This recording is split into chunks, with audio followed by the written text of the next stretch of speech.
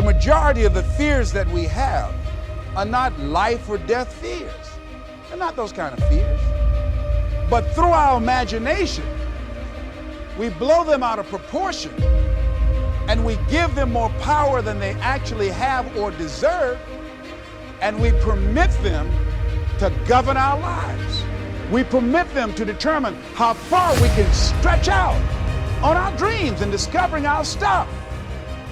And as we begin to look at ourselves and begin to, wait a minute, just getting to the point as you assess yourself and begin to prove yourself and just say, wait, hold a minute. I've been sweating this out. What's the worst thing that can happen to me? Will it kill me? Will I die? Why am I going through all of these changes over this? How much power does this really have?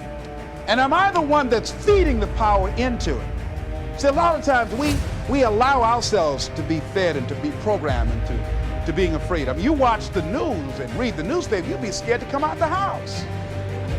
Am I right? You'll be afraid. So what kinds of things, what kinds of thoughts are you feeding your consciousness?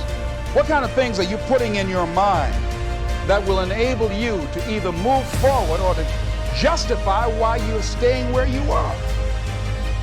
So I remember when I ran for state representative in Columbus, Ohio, and I had a lot of people telling me, and you got to watch not only the conversation within, but the conversation without, telling me, Les, you can't possibly win. You can't do that.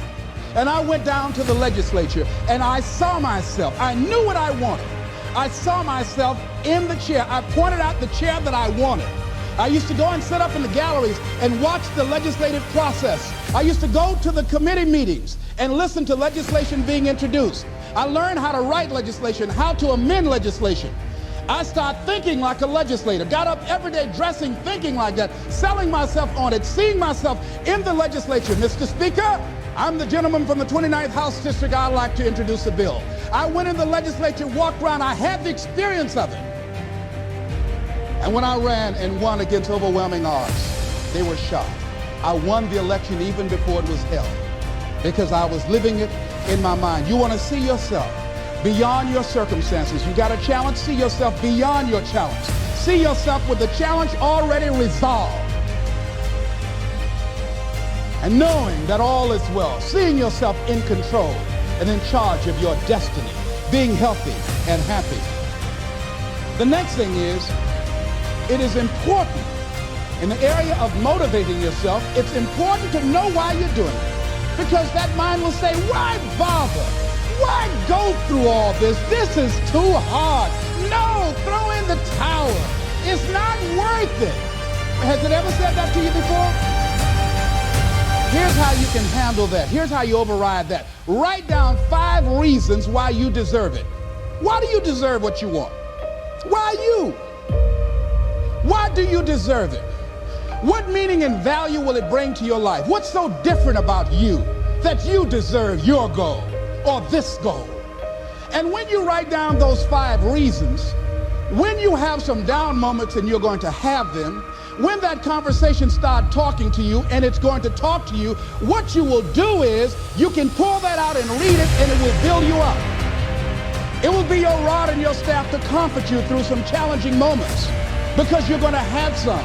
Life will knock you between the eyes. It will catch you on the blind side, come out of nowhere, stuff you can't anticipate that will knock the wind out of you. You want to give up. That's why it's important for you to work on yourself, listening to tapes, building yourself up, talking to yourself with power, feeling, and conviction, building yourself up day in and day out, because it's coming. I guarantee you, life is just waiting. Oh, he's doing good now, huh? Very good. I remember I had an experience. I was pursuing my dream. And that's why you have to work on yourself. You don't know what's going to happen. And I was telling people, I had this big rally I had to do with 5,000 people there. And I said, you must work on yourself.